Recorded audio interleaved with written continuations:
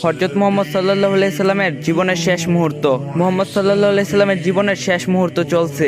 হঠাৎ সেখানে একজন লোক এসে সালাম দিলেন আর বললেন, আমি কি ভেতরে আসতে পারি? ফাতেমা রাদিয়াল্লাহু বললেন, দুঃখিত, আমার বাবা খুবই অসুস্থ। ফাতেমা রাদিয়াল্লাহু দরজা বন্ধ করে রাসূলের কাছে গেলেন। মুহাম্মদ সাল্লাল্লাহু আলাইহি সাল্লাম বললেন, কে সেই লোক? ফাতেমা রাদিয়াল্লাহু বললেন, এই প্রথম আমি তাকে দেখেছি, আমি তাকে চিনি না। নবীজি সাল্লাল্লাহু আলাইহি সাল্লাম বললেন, শোনো ফাতেমা, সে হচ্ছে আমাদের এই ছোট্ট জীবনের আবাসনকারী ফেরেশতা আজরাইল।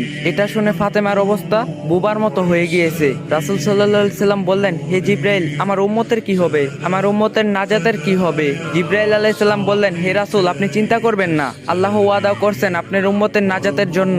মৃত্যুর ফেরেশতারা ধীরে ধীরে রাসূলের কাছে এলেন। জান কবজ করার জন্য মালাকুল মাউত আজরাইল আরো কাছে এসে ধীরে ধীরে রাসূলের জান কবজ করতে থাকলেন। পাশে দাঁড়িয়ে থাকে জিবরাইল। রাসূল সাল্লাল্লাহু আলাইহি ওয়াসাল্লাম বললেন গোয়ানির সাথে, ও জিবরাইল, এটা কেমন বেদনাদায়ক জান কবজ করা। ফাতেমা রাদিয়াল্লাহু তার চোখ বন্ধ করে ফেললেন। আলী রাদিয়াল্লাহু তার দিকে উপর হয়ে বসলেন। জিবরাইল তার মুখটা উল্টো দিকে ফিরিয়ে নিলেন। রাসূলুল্লাহ সাল্লাল্লাহু আলাইহি সাল্লাম বললেন, হে জিবরাইল, তুমি মুখটা উল্টো দিকে ঘুরালে কেন? আমার প্রতি তুমি কি বিরক্ত?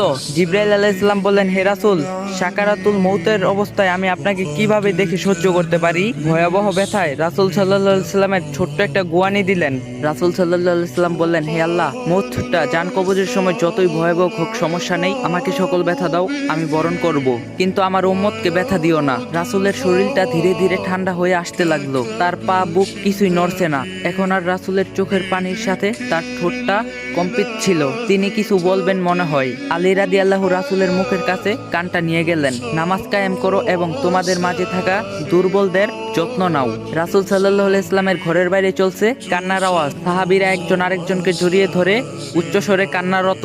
আলী রাদিয়াল্লাহু আবার তার কানটা রাসূল সাল্লাল্লাহু আলাইহি সাল্লামের মুখের কাছে ধরলো। রাসূল সাল্লাল্লাহু আলাইহি সাল্লাম চোখ ভেজা অবস্থায় বলতে থাকলেন, ইয়া উম্মতি, ইয়া উম্মতি, ইয়া উম্মতি। মৃত্যুর সময় প্রাণপ্রিয় নবী মুহাম্মদ সাল্লাল্লাহু আলাইহি সাল্লাম বলেন, আমাকে সব কষ্ট দাও, কিন্তু আমার উম্মতকে ব্যথা দিও না। মৃত্যুর সময় রাসূল সাল্লাল্লাহু আলাইহি সাল্লাম বলে গেলেন, নামাজ কায়েম করো। মৃত্যুর সময়ও রাসূল সাল্লাল্লাহু আলাইহি সাল্লাম বললেন, আমি চলে গেলে আমার উম্মতের কি হবে? এখন নিজেকে প্রশ্ন করুন, আমরা এমন একজন নবীর উম্মত হয়ে নামাজ কেন আদায় করি না? শ্রেষ্ঠ নবী মুহাম্মদ সাল্লাল্লাহু আলাইহি সাল্লাম আল্লাহর কত প্রিয় বন্ধু ছিলেন। তিনি আল্লাহর বন্ধু ছিলেন। তিনি যদি মৃত্যুবরণ করার সময় এত কষ্ট পান, তাহলে আমাদের কি অবস্থা হবে? আল্লাহ আমাদের সবার মাঝে বুঝার তৌফিক দান করুক।